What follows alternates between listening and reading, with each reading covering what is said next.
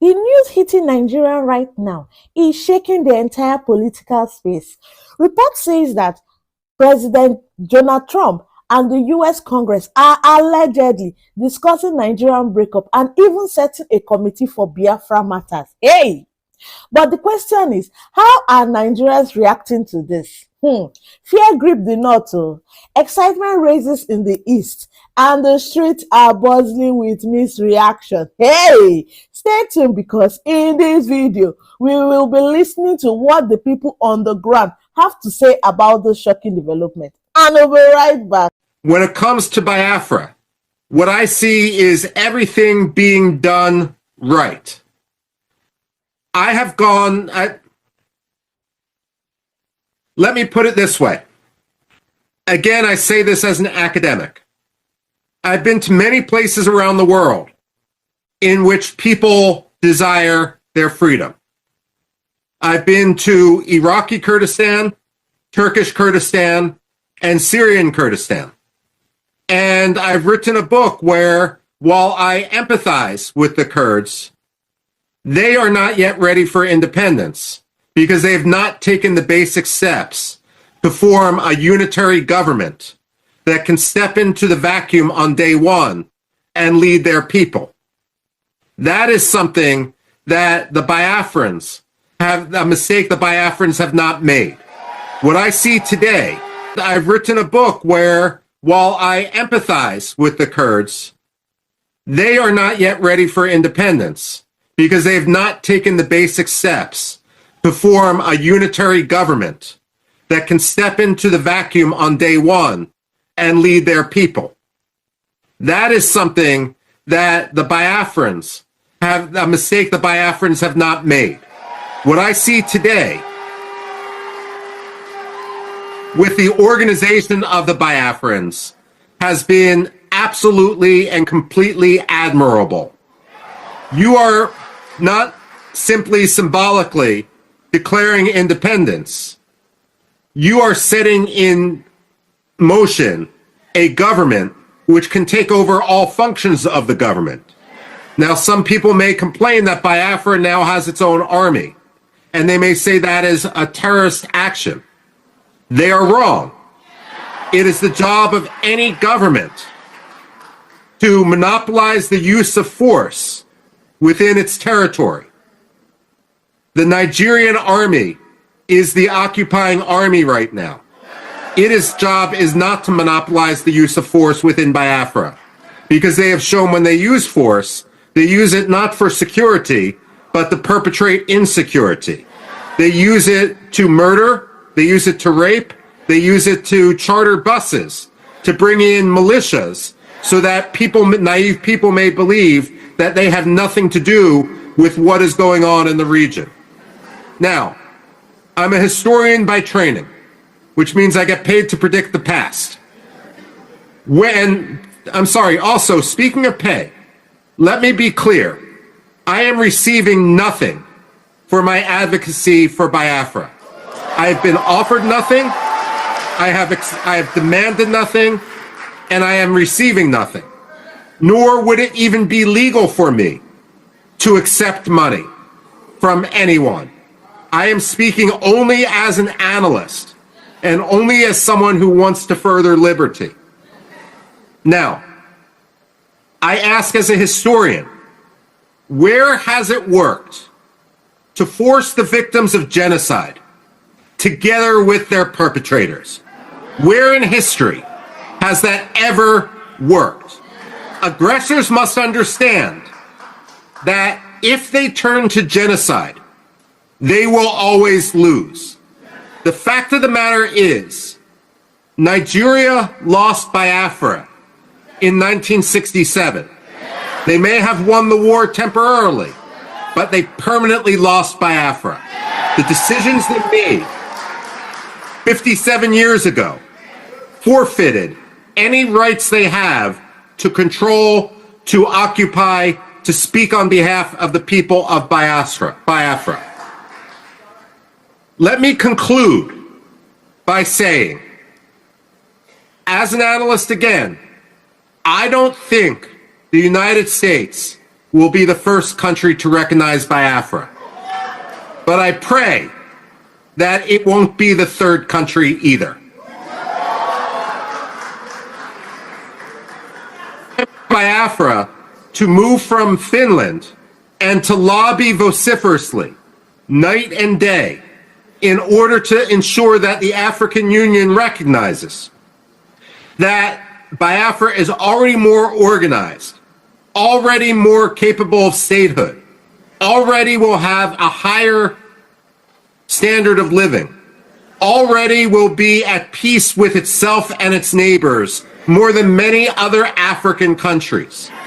And therefore, it will be a boon to Africa, a boon to the African Union, a boon to the spread of democracy in the region, an anchor for stability in the region, in an area that is increasingly unstable, especially as people come from the north in order to destabilize. So let me conclude by saying with my very short remarks that I wish I could be with you there today.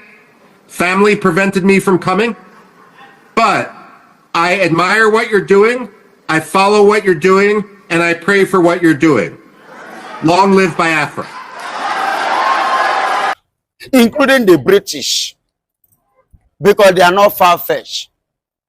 So it is the high time that the people gain their freedom. It is the right time our referendum need to be recognized. It is the high time Biafra needs to be given to the people.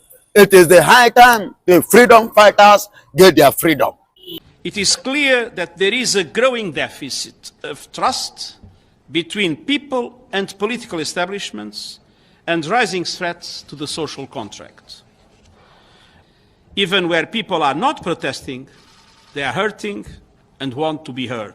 That way now, everybody, things are going differently. And that is why I put it to you, that Biafra is the next country that is coming under Antonio Guterres. Yes, the new country you are talking about, Guterres talk about is not no other country but Biafra. Let me tell you, when the war started, we conquer Nigeria. And I repeat again, we conquer Nigeria. In the third time, we conquer Nigeria. It was as a result of we winning the war. Okay, finally, we've seen the UN and its president, Gutierrez, Antonio Gutierrez, finally come out to what? To back Biafra referendum. He said it's our time the world global powers like the Britain, allow, and France allow for the freedom of the people that are seeking for freedom. He also said what he said, the world should be prepared for new countries, and at the same time, we know that Britain is in a bad book of Gutierrez, and at the same time, he said the freedom of the indigenous people is non-negotiable, whether individually or collectively. He said the freedom of the indigenous people is non-negotiable, and the marginalization and also the discrimination of indigenous people will not be allowed. What's your take as regards Gutierrez coming out to back Biafra referendum finally? Good morning, good afternoon, good evening, and good night wherever you are watching us from, irrespective of your time zone. I say may the Lord bless you. I remember humble Sir Benjamin Johnson is a snatchy, aka the Biafran evangelist. Yeah, so far so good. Glory be to God Almighty, because ever since the beginning of this struggle, I told them that Biafra is a spirit, and it is something that that cannot be cut short any longer, because years and back in the years when the battle, the civil war began, and they fought it, and we continue to fight even up to this very moment. We are still fighting. The Biafrans are still fighting the civil war. It has not ended. Wow. And I give God the glory. Yes, I give God the glory, because somebody like Guterres now has woken up, when things are happening. That's why I love all these Oyibos. Before they will stand up on something, they will do their findings. As I speak to you, some months ago, which I told you people, I don't know if you are following me, although it might not be in this platform, I said it in one of the interviews, and I said it clearly, and I said something. A gluterius now visited Enugu, to be precise, Obani in Enugu State. So he was there, and he made some movement within the southeast. He was part of the people. I remember one of the people that did what? That submitted a letter in this year, January 1st, 2025, to the UN. And let me tell you, my beloved brother, there is something I want you to understand. When time or something comes, it moves like magnets. So the Biafran time, Igbo freedom has come. And that is why it's moving like a magnet, connecting with the people that matters, the people that are necessary, the people that is needed, the people that are going to play an important role, just like Guterres. Are you hearing me? Now, the young man you said maybe is in the that Britain is in the bad book of Guterres. No.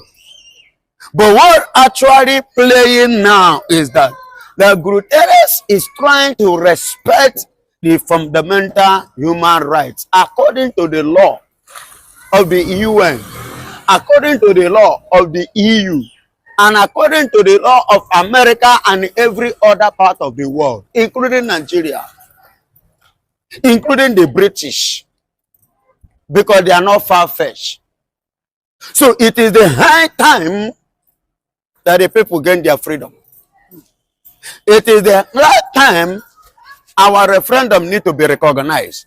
It is the high time Biafra need to be given to the people. It is the high time the freedom fighters get their freedom. You see why everything is going the way it's going. Not that it's against the British. You know, before, it was the British that have upper hand in UN. No, remember, UN, United Nations. They were the people that have upper hand. They occupy most of the upper chambers in the house of the UN. That was why they now use their influence. Are you getting me? They use their influence of their position as at that time. The time I'm talking about in the 50s, 60s. And as at that time, America, USSR, Egypt, and the British as well, these are the people that the British law and controlled and used against the Biafrans. Remember, the coup d'etat that took place in Nigeria, January 15, 1966, that eliminated so many prominent Nigerians. You understand? Of which, after the coup d'etat, the late Aguiyi-Ironsi, the first unitary government in Nigeria and the only unitary government in Nigeria so far, was assumed to the throne after the coup d'etat. That later killed at Ibadan, one of the interior villages in Ibadan. After 7 months, he remained the only Nigerian ever president that ruled 7 months, not even up to a year. I'm talking about Aguiyi-Ironsi. It was after that year.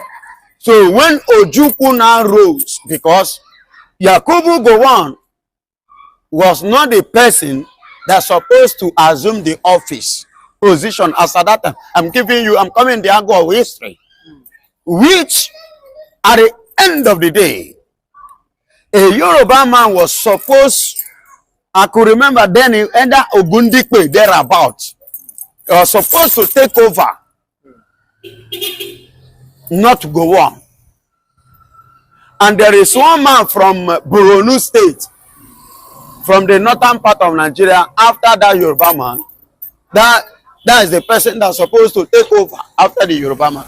None of them took over the power.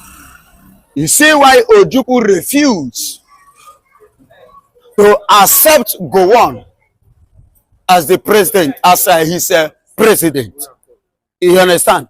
Then he decided to challenge Gowon.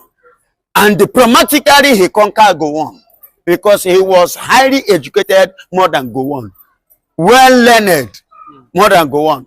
And let me tell you, even as at that time, the late Muhammadu Buhari was the compound soldier, while Ojukwu was the British soldier. Are you hearing me? So at the end of the day, for peace to reign and for Nigeria, as they said, to remain in a scamic language called one Nigeria. That's why I call it scamic statement. Scamming. Yes, scamming. Because Nigeria doesn't have meaning. I don't know if it have meaning in Yoruba. Because in Igbo land, Nigeria means nothing. You understand? I don't know whether Nigeria have meaning in Hausa or Fulani. But in Igbo land, it doesn't have meaning. You understand? That's why I call it a scamic statement. Country. Then, as I was saying, Ojukwu now said, okay, since it has gotten to this point, let's go into diplomatic system. What kind of diplomatic system? They go to court. Under the court of which they reach agreement that they call it Aburi Accord. What was in that Aburi Accord?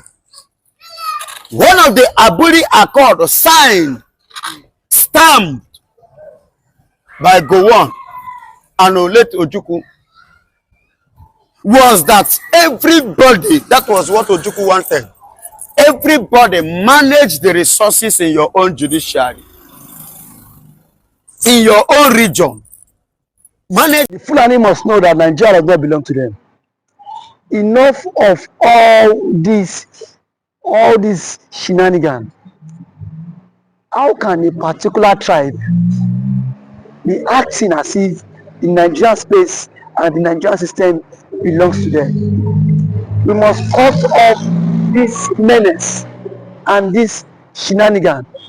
We've seen most persons who have refused to come out and speak their mind just because they are scared of the Fulanis. If today is your first time of watching, please can you like this channel, subscribe on this platform, like the videos, share, comment for more political discourse. We need to tell the Fulanis the truth that the Nigerian system and the Nigerian space does not belong to them alone. We've had so many Fulanis acting as if this entire space belongs to them. But I want to tell you that enough of all this shenanigans, enough of this nonsense. How long can we be under contraction? How long can we be enslaved because we claim to be in a country fighting for one Nigeria? The Fulani military has migrated from the foot of the Island, and now the Congres is driving heavily towards them with the mindset that Nigeria belongs to them. But I can tell you with every conviction that until we come out and call a spade, these people will not turn against this their shenanigan, this their nonsense. It is becoming too unbearable that the particular tribe believes nobody can hurt them. That the particular tribe believes the unity of Nigeria is tied to them. That the particular tribe believes without them, nobody dares go anywhere. And I don't blame them. I blame the system that have given them that power for them to continue in this menace. I blame the system who gives them pardon, who grant them amnesty, even in the midst where things of to have been called a spade a spade. That is the current place we tend to find ourselves now. And now, every now and then, the Fulani militias are buying people on a daily basis just because of the negligence of the government, just because we have a failed state, and just because the government itself is not ready to take responsibilities. If they are ready to take responsibilities, the Fulani militias will not be given that such enormous power to act as if they own the country. They will be given such enormous power to act as if without them Nigeria cannot survive. It is high time we should call a spade and tell them the truth that these people migrated from the Futatelo Island, from the Sahel place down to Nigeria, and now these people have so become a menace into the Nigerian space. It has become a problem ravaging every nooks and crannies of the society. A major menace that the government has failed to even address the issue. And now the problem is now waxing, is now degenerating on every now and then. But the question is, how long can we continue to manage this menace? How long can we continue to deceive ourselves in all of this? How long? And all of these are the attributes of a failed state. All of these are the attributes of a failed state. Because Nigeria as it stands has shown that nothing and nothing can work. When you say the Biafra should go, you say no. Let the Yorubas go, you say no. You still have the effrontery to believe that you own this country.